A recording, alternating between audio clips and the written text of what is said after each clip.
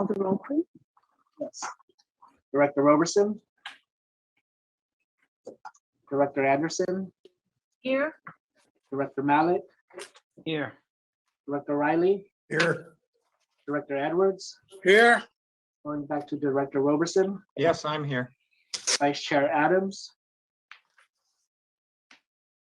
Vice Chair Adams. You're muted. She is She's here. trying to say here. I'm here. Thank you. I'm sorry. Chair Paul. Here. All directors are present. Are there any additions or corrections to the closed session agenda? Madam Chair, there are no additions, corrections, or deletions to the agenda. I do note that we have 4 members of the public and need to take public comment. Okay, let's do that now. Yes, so if you would like to make public comment on the closed session agenda, please raise your hand.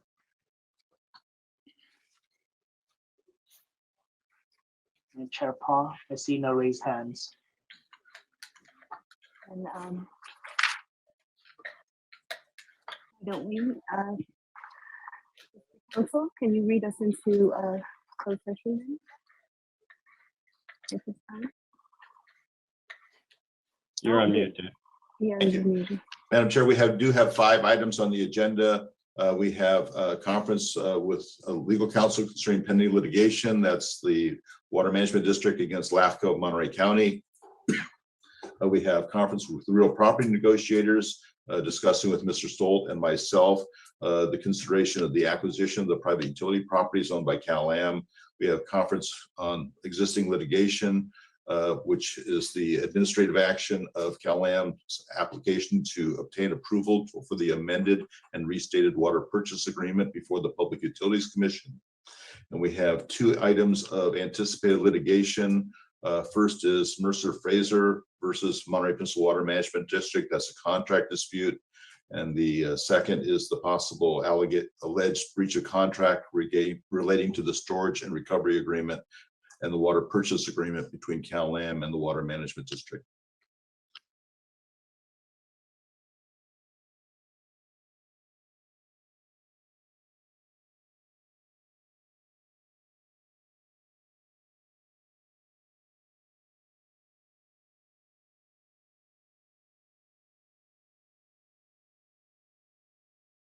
Rest. Good evening, members of the board and staff, members of the public. I'm going to call to order the meeting of the Board of the Monterey Peninsula Water Management District. It's May 16th, and we are going to begin the open session now, the public session. Let's call the roll, please. Director Roberson. Here. Director Anderson. Here. Director Mallett. Director Riley. Here. Director Edwards. Here. Going back to Director Mallett. Director Riley. Muted. Yeah, he's muted. Can you unmute yourself, Director? There you are. I'm here. Thank Vice you. Chair Adams. Here.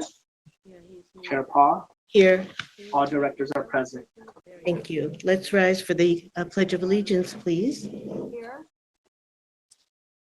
I pledge allegiance to the flag of the United States of America and to the republic for which it stands, one nation, under God, indivisible, with liberty and justice for all. Are there any additions and corrections to the public portion of the? Thank you. Can we take it out to public for oral communications now, please, Joelle? Yes, anyone wishing to address the board on the consent calendar, information items, closed session items, or matters not listed on the agenda may only do so during oral communications. Please raise your hand, or if you're calling in, push *9.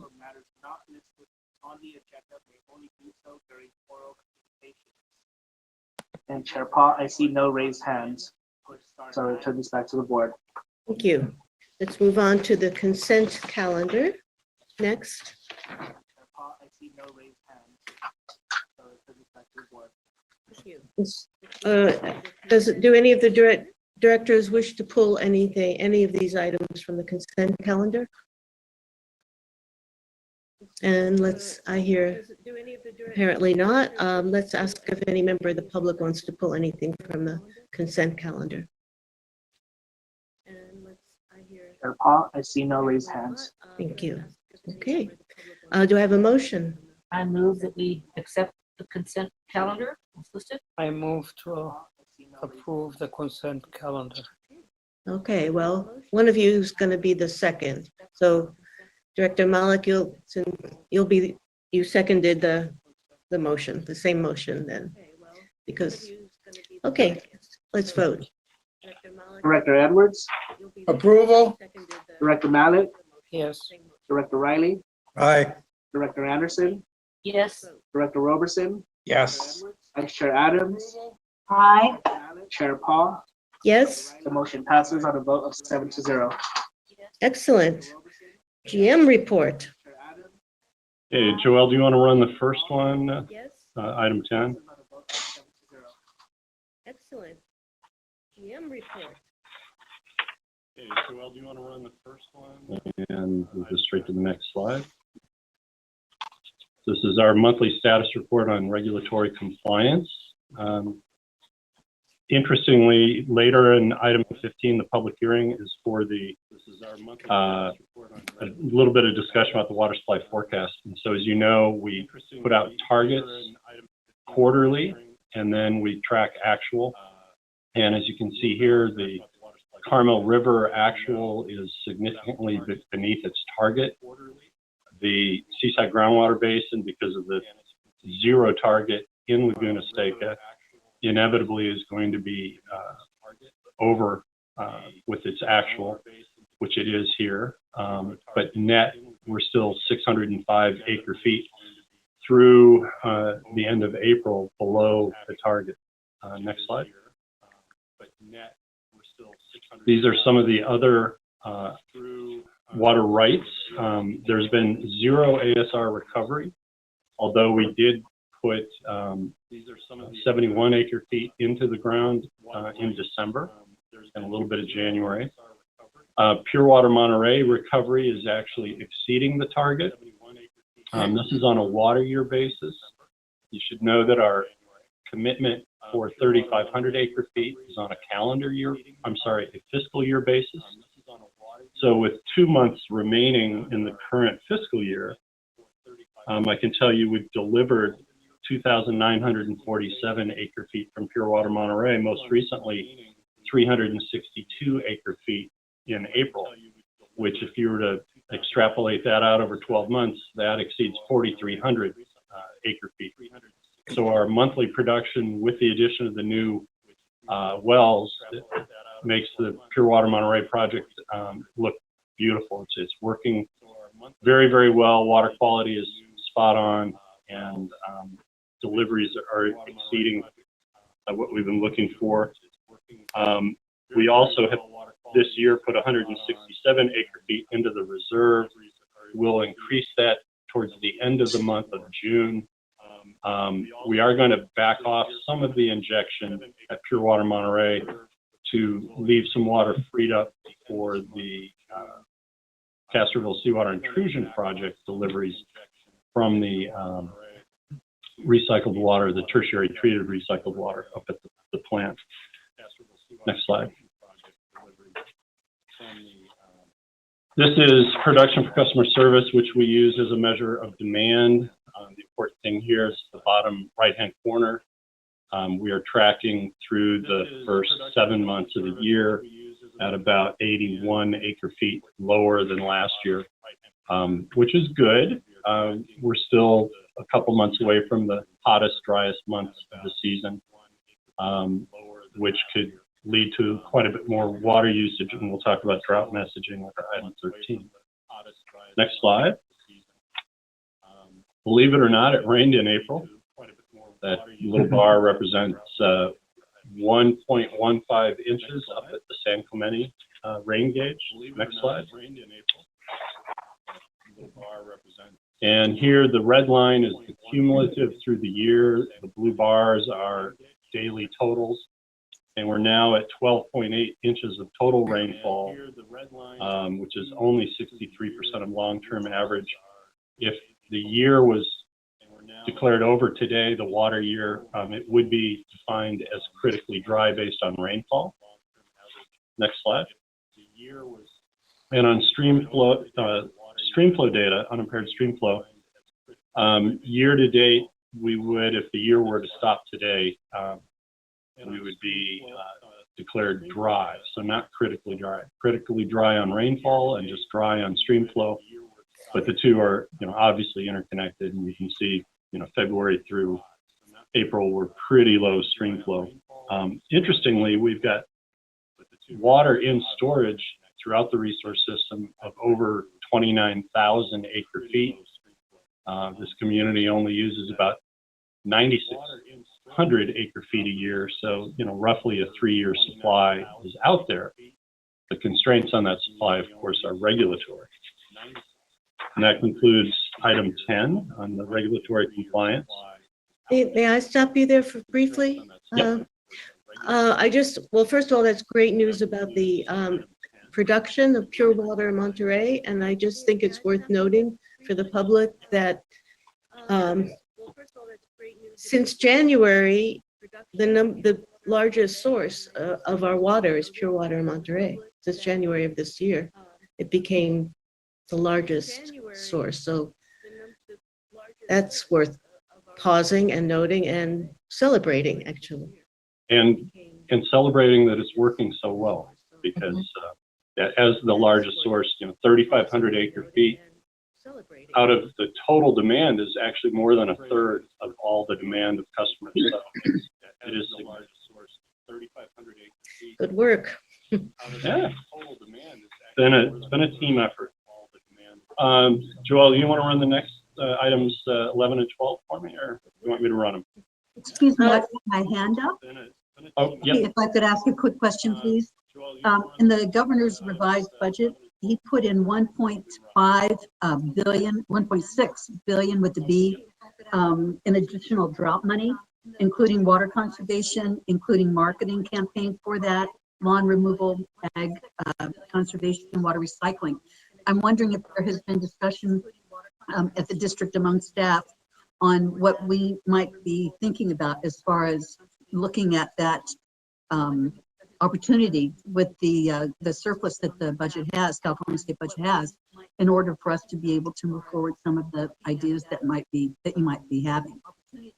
Yeah, we just got a copy of the revise over the weekend, and we haven't looked at it yet. But we don't leave these stones unturned, so we'll be looking to see what we can do. Good. Thank you for that. Thank you for raising it. Okay. All right. Let me just close that. Yeah. So, Joe, I'll let you run this next one. So this is just an update on a couple of items 11 and 12, and then a little bit of an unagendized item. So next slide, please. This is an update on water supply projects. The two kind of currently in play, the Pure Water Monterey expansion water purchase agreement. As has been discussed in closed session, the hearings are over. Opening briefs are due shortly, followed by reply briefs, and then 90 days from the reply brief date takes us out to roughly September 20th. Some debate as to whether it's September 19th or 21st, but anyway, that would be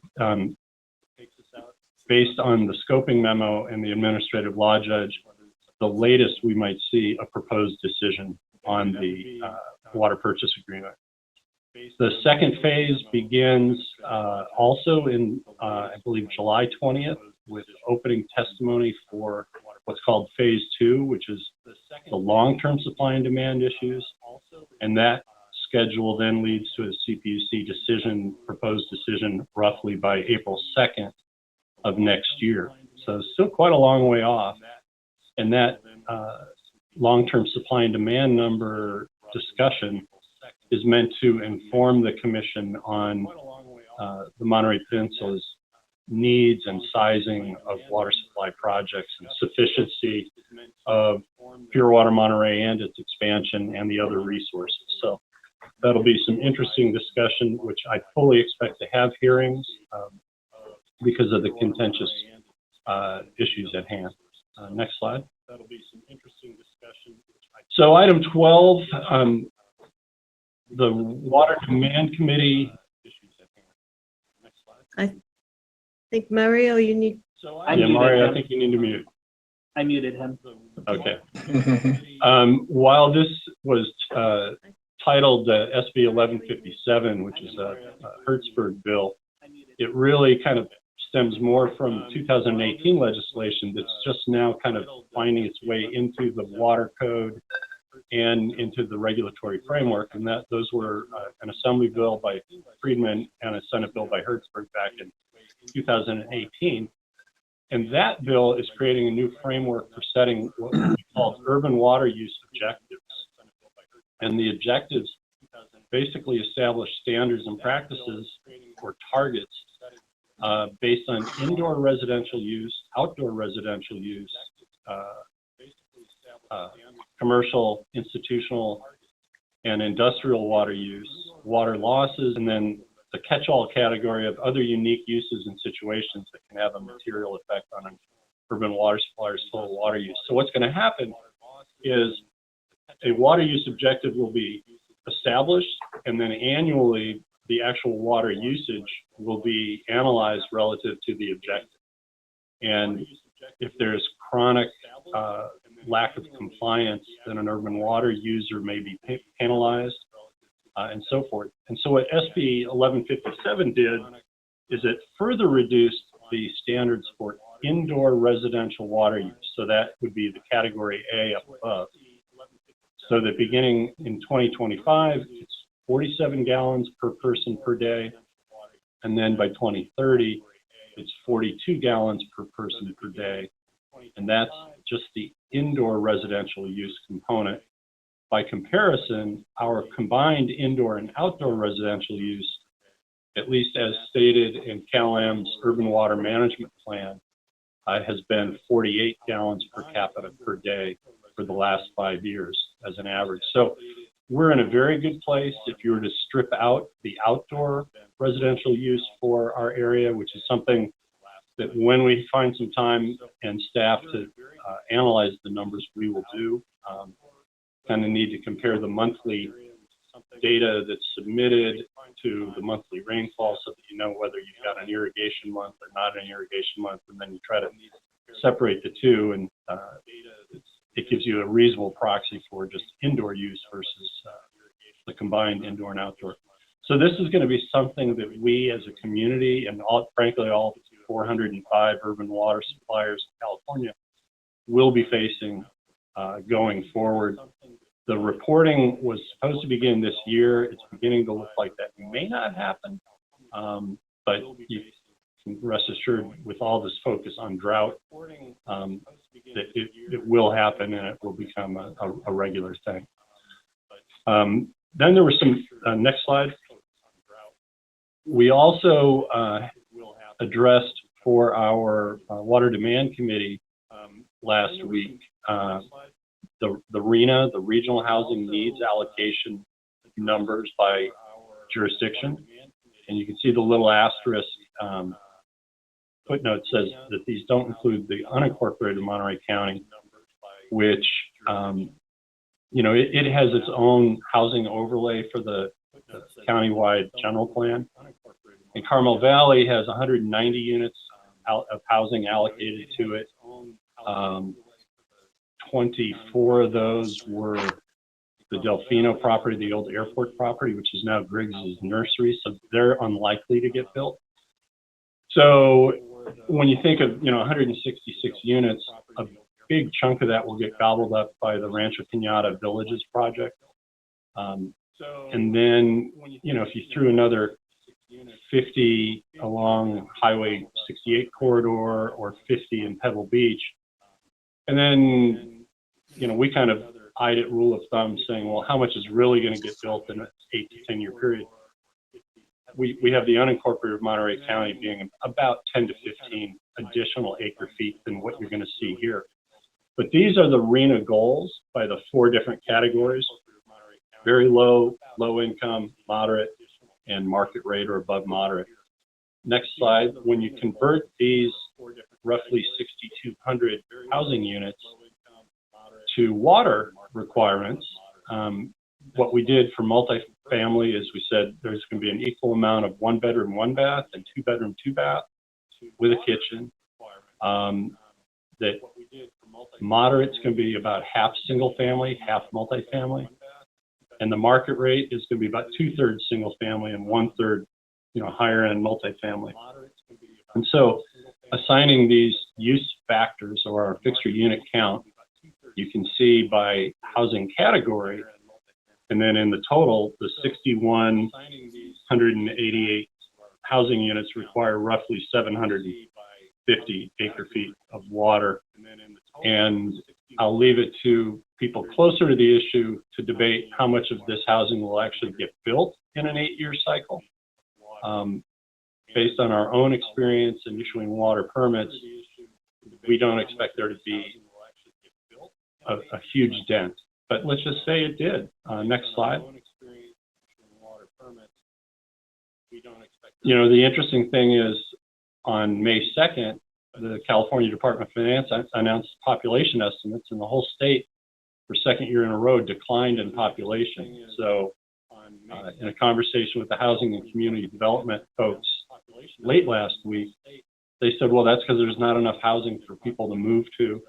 So you can debate that one as well as to why people have left California. But it does make you think about the paradox a little bit, that we've got housing allocation numbers that have been assigned to our 6 cities here that are 5 and 6 times higher than they were in the last cycle. Yet population growth is predicted to be very slow. So it's just another data point that we'll have to kind of monitor. And then finally, next slide. And just a reminder that the Pure Water Monterey expansion is expected to deliver another 2,250 acre feet. So even with in-lieu recharge of the Seaside Groundwater Basin, even if significant progress was made on the housing elements, it's still roughly 3 times more than the housing water requirement for that 6th RENA cycle. And that concludes my reports. Item 13, I'm going to turn over to Stephanie Lyon for that 6th RENA cycle. Thank you.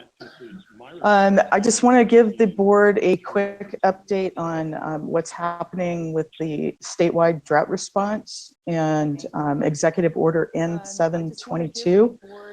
This is current pending action by the State Water Board that, Joelle, you can go to the next slide, please, that we all need to be aware of. On March 28th, Governor Newsom directed the State Water Resources Control Board to begin the process of adopting an emergency regulation. And they were given until May 25th to take this action.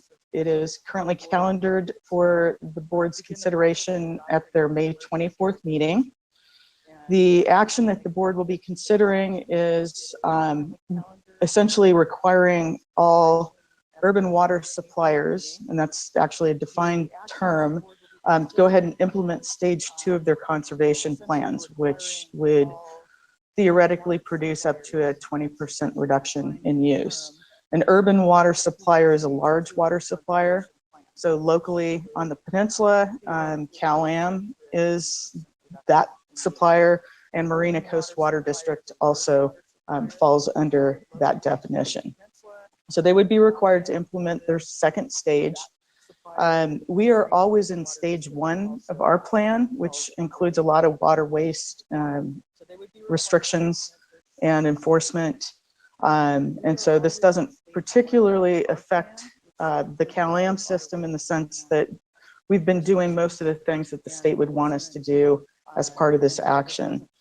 But the other thing that does come up with this is that the order would ban irrigation of non-functional turf in all the non-residential uses, including condominium common areas.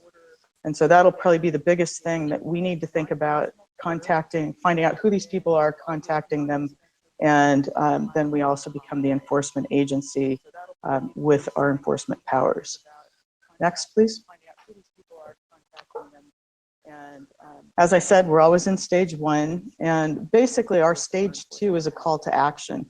It is increasing our presence in the community, increasing outreach and information, and increasing our water waste enforcement. So as I mentioned, that primarily will be a difference to us only in this non-functional turf category, but we will have people out in the field more than we've had them in the past, should we move to stage 2. Next. So the schedule, as I said, the water board is going to consider adopting the regulation on the 24th. They would have an implementation requirement that all of these affected suppliers would have to implement by June 10th.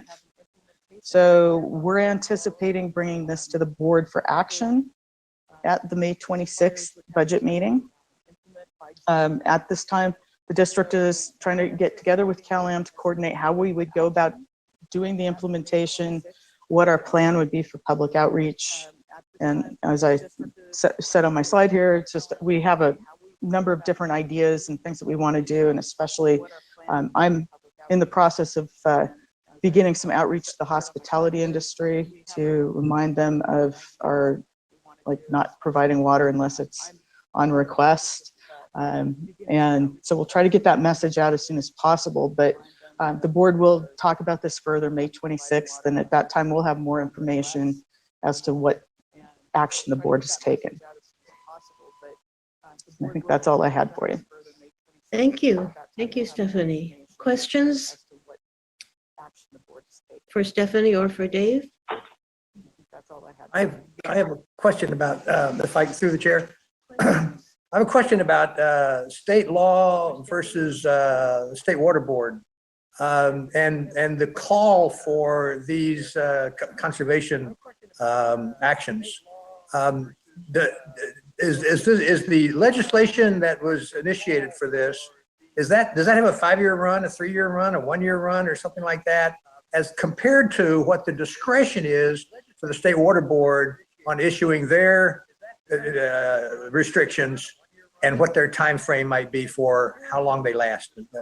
It's a dilemma in my mind about where the authority comes from, and then what are the durations of these restrictions? Well, I'll let Dave Laredo actually respond if he has a response to that, but I believe that the emergency regulation that's being considered on the 24th is actually of duration of up to a year.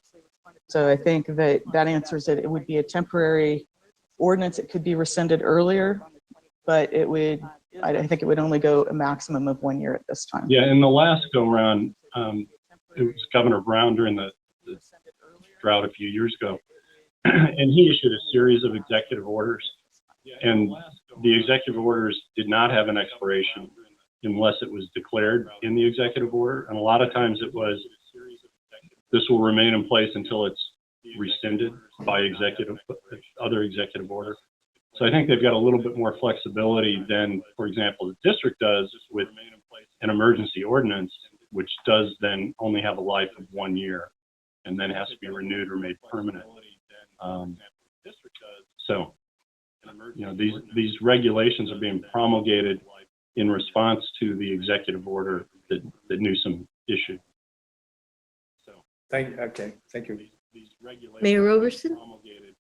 Yes, thanks. As we were talking about that first item with respect to limits on the interior use of water, and the gorilla in the room is exterior use, because that makes up 70 to 80% of someone's consumption.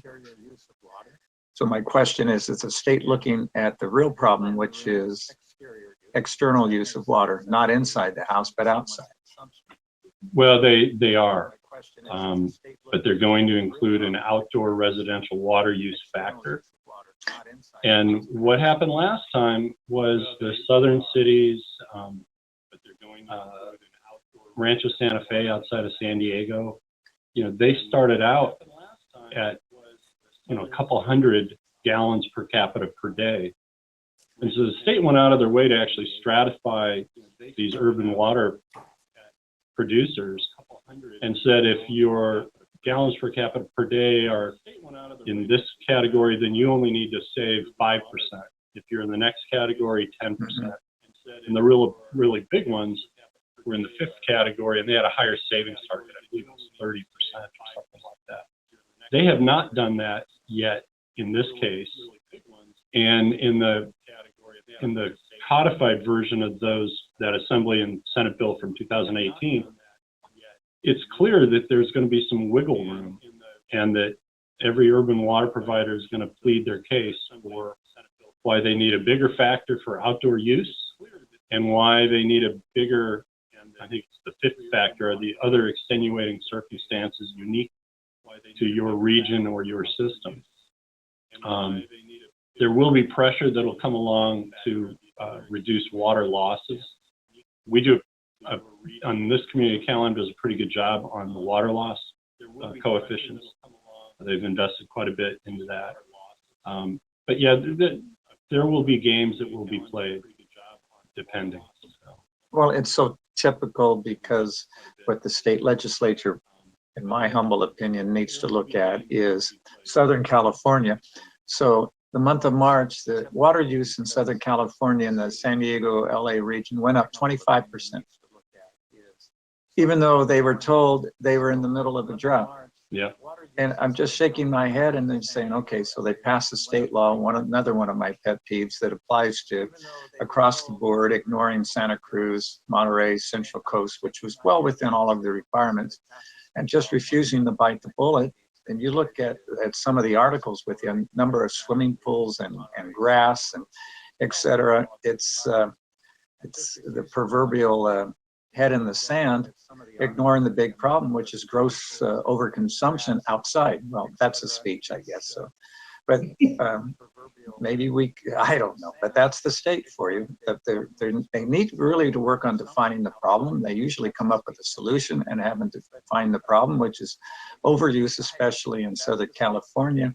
So they're talking 30 million people who are draining the Colorado River, Lake Mead, Lake Powell, et cetera, and the Sierras, and meanwhile, they're not really dealing with that overconsumption, and nor does it seem like the general population has figured this out yet.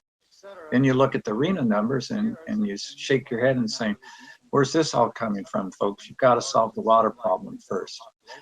Thank you for listening. All right. And we'll be expecting a declaration of the grassy area in front of City Hall and Colton Hall as a public park.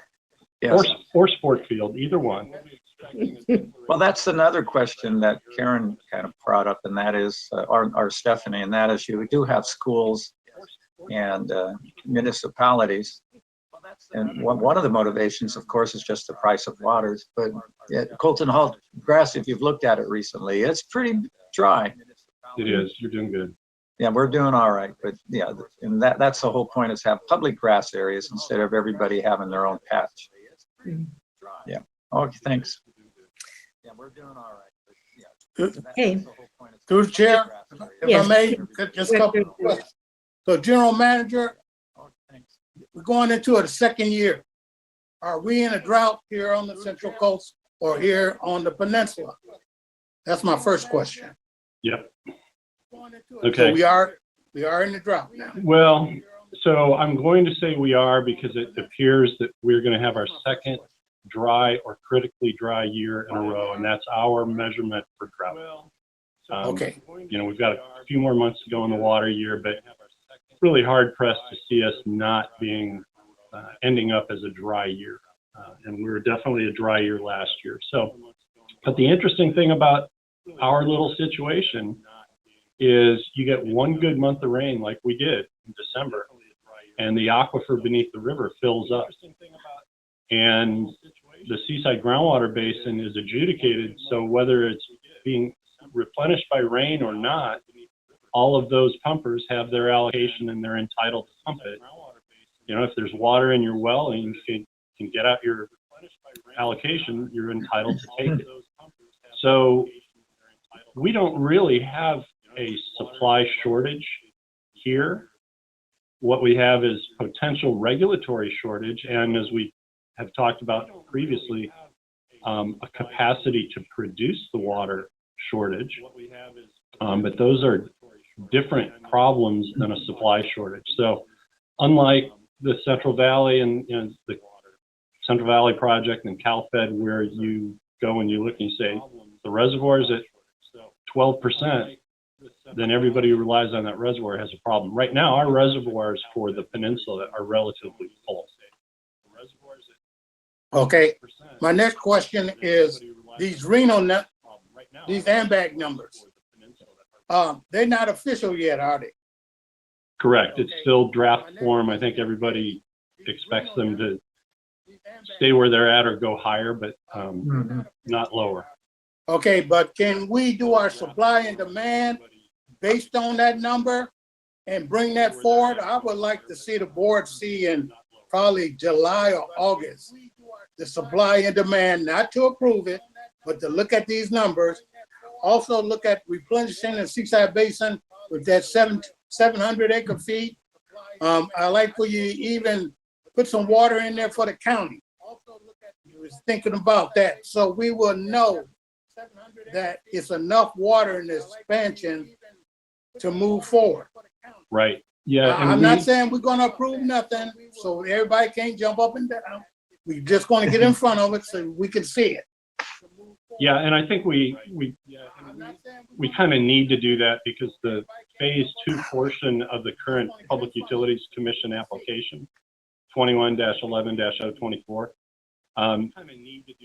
the initial direct testimony is due July 20th. And then we as the district would be responding within 30 days of that. So we will need to focus in right in that time frame. Okay, thank you. And that's all I got. Thank you. Other questions, comments? On this last, then, okay, let's move on to report from District Council, please. Thank you, Madam Chair and members of the board. The board had an overly ambitious closed session set for 5 p.m. We were not able to complete our discussion of all matters at that time. So the board will be returning to closed session after the conclusion of your open session meetings to discuss the matters that we were not able to conclude. The board did consider 2 items for which there was some direction. The first had to do with the pending litigation of Water Management District against the LAFCO of Monterey County.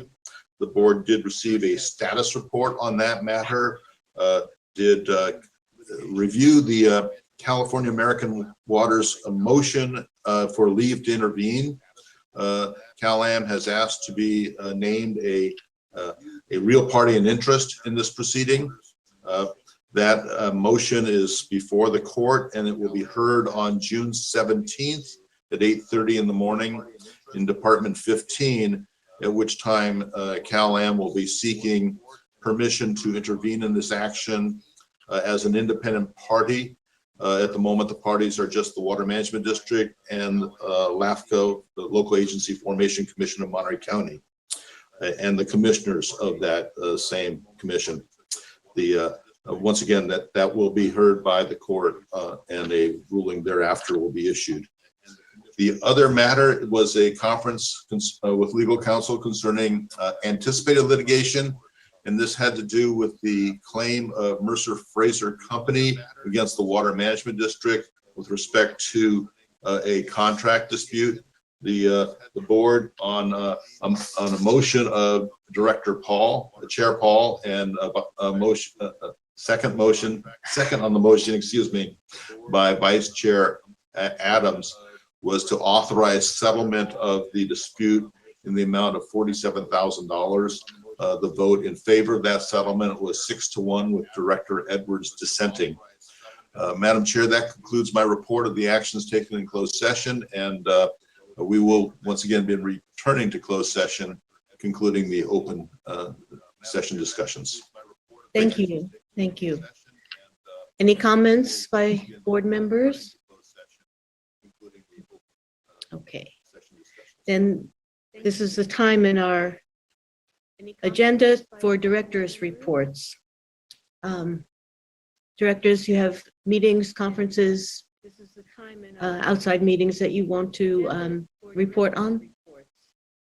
Yes, Director Riley. Through the chair, the Water Master had a meeting in earlier this month. There were two things that of some interest, I think, to us, for sure.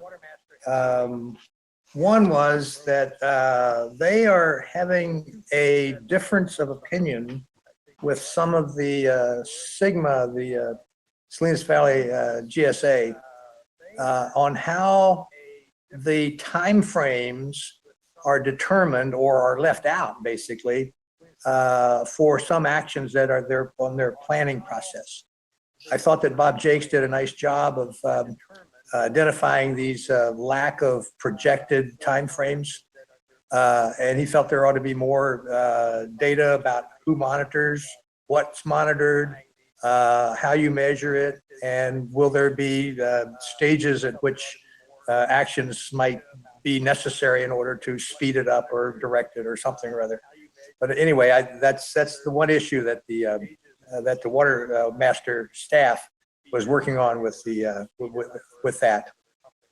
The other thing is they're concerned that there's a lack of general awareness in the community about the role that Seaside Basin plays in the water supply, and they'd like to elevate the awareness of how important that is. One of the dilemmas, and I'm going to mix these two issues now together. One of the key issues is it may be important, but it's also important that the relationship of the water of the Seaside Groundwater Basin to the other basins that are overdrafted, because this is an overdrafted basin too. So the other neighboring overdrafted basins take water from the district from the seaside. So it's a leakage problem, or it's a gravity problem, because the water just keeps going to where the lowest depression is in the groundwater tables. And the Salinas 18400 is kind of the dominant player in the overdraft in the entire basin. So what Salinas pulls, they pull from three different, I mean, the ones we're concerned about, three different ways. The upper Seaside Groundwater Basin basin itself drains into a lower basin, which is in the Corral de Terre area. And that basin drains into the Salinas Basin. So what we have is a sequential problem that needs to be fixed starting at the worst end, which is the Salinas end. And if they don't get a good timing and a good plan in place and some implementation to fix that basin, that then helps fix the Corral de Terre Basin, and then actions in Corral de Terre then help fix the Seaside Basin. So there's a sequential issue that is a timing issue, and that's why Bob Jakes is as pressed as he is for the Water Master to try to identify the steps and the timing that and the accuracy of actually the commitment to a time frame, and that's what he's promoting, and I'm supporting that. That need to get the time frames pinned down pretty precisely. So anyway, that's the update for groundwater. I mean, the Water Master meeting. I don't know if Dave, you wanted to add anything or just a perspective on that, or is that adequate? Okay. I think that's okay. Okay. So there's some other things going on over there, discussion about protected water levels and yes, and things that there's no identifiable technology, infrastructure, or way to pay for, but or water source. Or water source. Things that there's no identifiable technology. Any staff or board members have anything to add on that? Just one comment, and that is that that's the Monterey subbasin that you're referring to. That's over Yes, Mary, it is. Corrado Tierra area. The groundwater level has gone down 25 feet in the last 20 years. And that's, not a good sign. Just a couple of things to report, just to let you all know that the general manager, I listened to your 152 committee meeting, and having it at noontime won't help you either. Get it or be there. Also listen to the water demand. I'm glad we're putting out those Reno numbers, and I appreciate that. I also listened to George on Seaside Basin. So I'm still out there lurking around. So I just want to let them know. Thank you. And you along with me and Director Riley attended the meeting, the quarterly meeting of the Special Districts Association last month. That's right. I thought we reported that, but that was a good meeting. George tried to start trouble. George did. That's right. I thought we reported. He told those folks we suing them.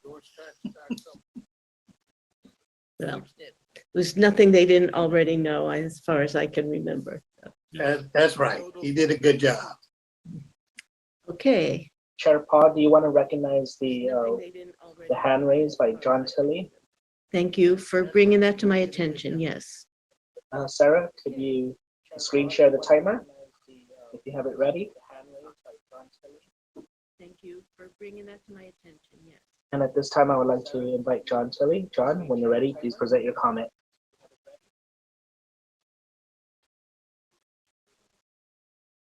And at this time, I would like to invite John Tilley. John, are you there? John? I still see a hand raised. Sounds like he's on now. John, are you there? Okay, maybe he's having the same problem I had earlier this evening. All right, well, we'll come back. Why don't we wait a few minutes and we'll come back to John, give him another chance to speak. Hello? All right, well, There we go. Can you hear me all right? now we can, yes? I was saying that it's difficult to understand how it could be said that that project is functioning fine in light of that article again in the Carmel Pine Code. It depicted a situation where we were told that the transit time through the aquifer would be 6 months, and it came in under 2 months, which has triggered a whole series of problems. And I'm sure you're all very aware of that. And I think that hearing it said in public that that project has no problems is very alarming, because I mean, if I was in your position, I would be really deeply concerned, and I would be discussing it with the public. I think that it's time really for these discussions to come out in the open, for solutions to be sought, and for, as the word teamwork was used earlier, I totally agree with you, Dave. It's time for teamwork to be exhibited among the people and entities involved in this, so that we can find water solutions, because we have water problems. Thank you very much. Dave, would you like to respond at all to that? Well, I would just encourage Mr. Tilley to ask his friends at the water utility if a truck drove over the wellhead and it went out of service due to a mechanical issue, what was their plan? Because it's fundamentally the same issue. It's a one well issue, and it's an issue about extraction capacity that was identified multiple years ago with no visible progress. And I would like to add to that, that this was, as you explained very well, in the article in the Pine Cone, if a reader read to the end of it. Yeah, and also it has not been said that there are no problems with the pure water. There have been challenges with the Pure Water Monterey project, but it's my understanding they are solvable problems. There's challenges. Correct. If there is sufficient cooperation. We also have, do we want to finish up public comment? Are there any other? Yes, there are. Okay. At this time, I would like to invite Kevin Dayton. Kevin, when you're ready, please present your comment. Are there any other? Yes. Yes, hello, Kevin Dayton, representing Monterey Peninsula Chamber of Commerce. Just wanted to let the board know that chamber leaders are definitely aware of what's going on with the water situation here. In fact, I created a folder of 26 documents related to this ASR 1 well issue. And I think that this board perhaps needs some more leadership on informing people honestly what's going on, because you're slowly eliminating all of the source water for the region without any clear solution. And I'll point out, I just saw a letter that is going to Monterey One Water from the Monterey County Water Resources Agency. It says, finally, we would like to request that all data related to the annual reporting of diversion and bypass flows for the Blanco Drain Diversion Water Right Permit 21376 and the Reclamation Ditch Diversion Water Right Permit 21377 be submitted to MCWRA staff by March 1st of each year to ensure timely submittal of annual reports to the State Water Resources Control Board. It's my belief that it's hard to track where the water is coming from. And even the Monterey One Water and the Monterey Peninsula Water Management District reports to their boards and committees aren't consistent. They don't match up, and it's very hard to track things. And I really believe that it would be in the interest of the public and also for the businesses that are here. You got to get this all together and provide people with a clear idea of what's happening. I think there's a real problem here, and it's better to get it out now rather than to, perhaps not want to have information come out that could be difficult or unpleasant to deal with. Thank you. Well, actually, I'd like to say that the board is in total agreement that this is all public information. It needs to be public information. It is in the public domain, and for anyone who wants to know more about the problem of travel time and the problems related to the well ASR 1, I refer you to the agenda packet for tonight's meeting, which has exchange of letters on this with specific information. So there is, the information we are making it public. There is no hiding anything. The dispute is all public information. The letters are very informative, and you can, if you read them, you'll understand the position of the parties. All right, at this time, I would like to invite Melody Crislock. Melody, when you're ready, please present your comment. Melody Crislock, Public Water Now. So, I think we should sort of step back here and get this straight. Canada had 20 years to come up with a new water supply to get us off the Carmel River. They couldn't do it. Monterey 1 and NPWMD developed Pure Water Monterey and saved the day. So now they're producing 4,300 acre feet of water, and for CalAm, and so that they're not violating the CBO and overdrafting the river. And now we have CalAm whining because they can't use one ASR well to get the water out of the ground. Seriously, CalAm can't even drill one well to solve its own problem. This is like the height of incompetence. Why are people pointing fingers at M1 Water and NPWMD? Go after CalAm. How long does it take to drill a well? 6 months? Or permit another well? And by the way, the Pinecone got that so wrong, in what they were saying. This safety of reclaimed water in question was their subhead. The water from Pure Water Monterey has to meet very strict standards of purity before it's injected into the Seaside Basin. The safety of this water is not in question, as the Pinecone subtitle implies. This water is not toxic, it is not a health risk. Underground retention time does not kill bacteria, as they stated. It's only a backup so the water could be pulled out in case of an emergency. Not to mention the Pinecone is quoting their great authorities, which are just Cal-Am cheerleaders, Marianne Leffel and Rick Hoyer. I mean, that article can not be taken seriously. They have done a real disservice in trying to scare the community and discredit the amazing job that Monterey One and MPWMD have done. Hold your ground. Thank you so much for providing so much water for this community. And let's hope Cal-Am can figure out how to get it out of the ground. Thank you. Thank you so much. Thank you for your comments. Are there any other members of the public that wish to speak? Yes. Susan Schiavone, when you're ready, please present your comment.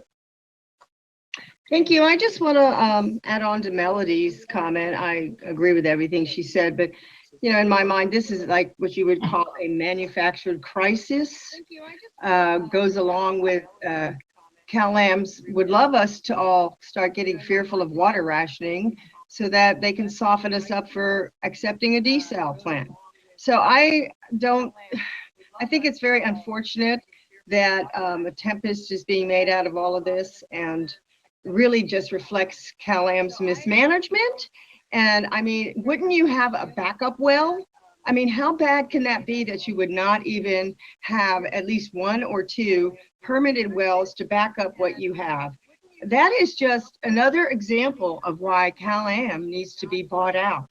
They're an incompetent company and they're arrogant about it, and they blame everybody else for what they do. So I am really a little bit upset about the whole created crisis here that could easily be solved if they have the will to do it. They can easily solve this by digging another well or getting the permits. So anyway, thank you. And I thank you all for all the hard work you're doing. And I hope that this whole issue can be resolved. It can be resolved. It's a solvable issue. So thank you. Thank you for your comments, Susan. Are there other members of the public who want to speak? Chair Paul, I see no raised hands, so I'll return this back to the board. Okay, well, thank you, all the members of the public who just spoke to us. Chair Paul, before you start on the next one, I just want a clarification. Tonight in closed session, Dave, you told us Cal-Am is working on that situation over there with AFR 1 when trying to solve that situation. We gave some ideas out and they are accepted. There's 2 of them they're working on. So that problem is being taken care of. Correct me if I'm right or wrong.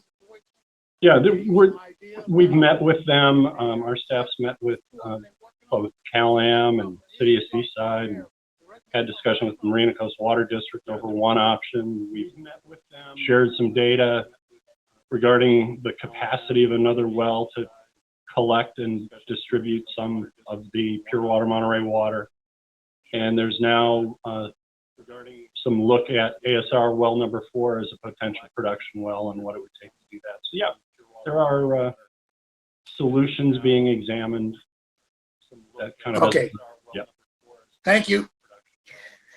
Belatedly, maybe, but it's good news. Good. I think we can move on to item 15. Great. John Lear is here. Good news. Good evening, Chair Paul, members of the board. This item is a public hearing and it's to receive and confirm the water supply forecast for the period of May 1st, 2020 to September 30th, 2023, and consider adopting the rationing tables that would cover that period of time. And so can advance the next slide, please. And consider adopting the rationing tables that cover that. So Rule 160 does 2 different things. One of the things that it does is at the beginning of each water year, it sets forth and looks at the water that's available to cover that water year, and then divides it into percentages at which you track it against those percentages. And if you're getting near or above it, it would trigger rationing rules to get you through that water year. The secondary function that this rule does is it looks at a long-term forecast, which is taking 16 months. And so we convene this every May and look at and was because that's where the bulk of the rain has come through. Not much this year, but some other years more so. And we will know what the status the resource system is in. And looking forward to say, if we were to enter a drought and had very little rainfall, could we get through the end of this water year and next water year? So we look at not water projects in this table and rule, but what the Water Peninsula Resources System, and that includes the Carmel River, its tributaries, and the groundwater that's held in the Carmel Valley alluvial aquifer in the Seaside groundwater basin. Next slide, please. So here is the graphic, which people have seen with the Carmel Valley alluvial aquifer and the Seaside groundwater basin. Next slide, please. So here is the graphic, which people have seen with the Carmel Valley alluvial aquifer. So this forecast, it considers CalAm and non-CalAm water demands that are going to be relied upon from these sources during May 2022 through September of 2023. And it's only, again, the component of the water supply that can legally be taken out of these sources where it is stored, with the adjudication and the state board orders that are controlling how much water can come out of those. And the rest of those give us a target for production for our water supply projects of what we need to make up. But this component is to make sure that the water that's naturally being stored is going to be there when we call upon it in the next 16 months.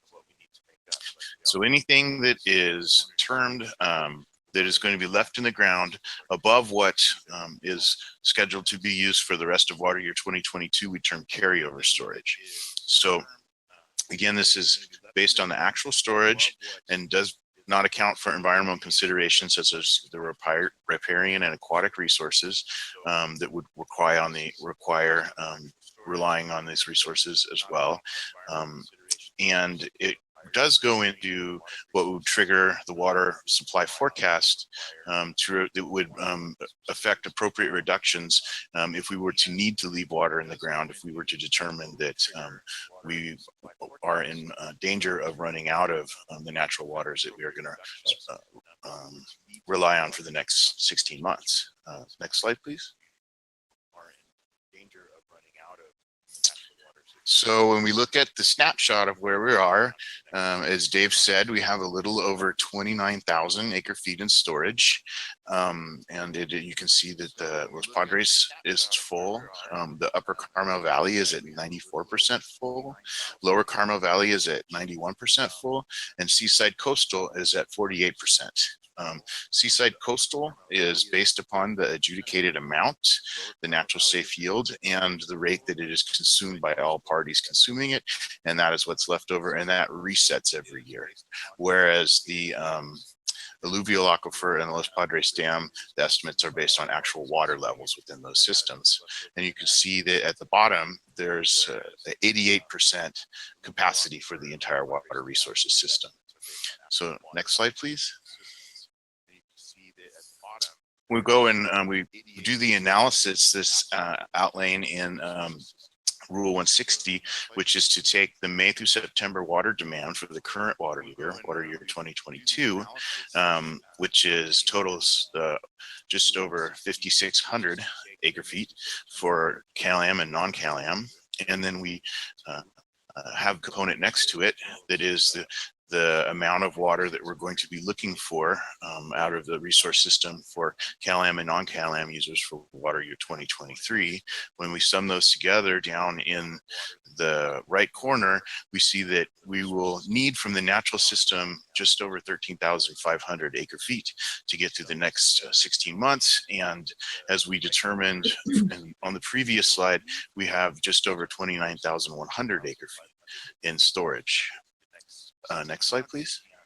As we determined on the previous slide, so we according to the vocabulary in the rule, we can make the findings that the total usable system, usable storage in the system as of May 1st, 2022 is 29,160 feet.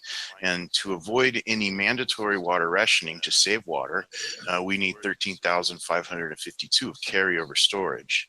So according to this calculation, the carryover storage we have currently in the aquifer system and behind the reservoir is sufficient to begin water year 2023 with the full year supply and reserve that we would expect to pull on out of the natural system. Next slide, please. So with the analysis being what it is, staff recommendation to the board would be to receive long-term water supply forecast for the peninsula for the period of May 2022 through September 2023. And given that our carryover storage is sufficient, mandatory water rationing at this time is not required. And although what Stephanie stated is that we're always in stage one and will continue the activities of stage one. And that concludes my presentation. Thank you, John. Any questions for John?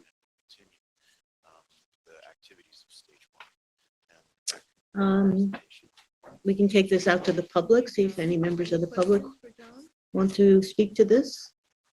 Yes, so if you would like to make public comment on item number 15, please raise your hand, or if you're calling in, push star 9. Chair Paul, I see no raised hands, so I'll return this back to the board. Thank you. So we have staff is proposing that we adopt this resolution to update the data that supports the measure under Rule 160. Yes, Director Riley. No, I just move adoption. I'll second that. And on discussion, if I may, Please. Dave, I just move adoption. that's saying right now, our report saying stay in stage one. If the state goes into stage 2, are we gonna go into stage 2 too? Yes, that's the plan, because the tariff sheet 14.1.1, which governs the Cal-Am main system's water shortage, contingency, and rationing framework, is a joint framework created between the district and Cal-Am. And so while it's not necessarily needed per se, we ought to get on board with the right messaging. And because our stage 2 here is just greater enforcement, meaning the possibility of some fines and penalties for water waste and increased awareness. I think it's probably good communication to have. And that way, Cal-Am will be able to demonstrate that they're in stage 2. We have not yet fully scheduled our joint meeting. We put out some dates and times, but we need to have a discussion also about, there are specific requirements about billing inserts and notifications, which come with a cost to Cal-Am, and we just have to make sure they're on the same page with us.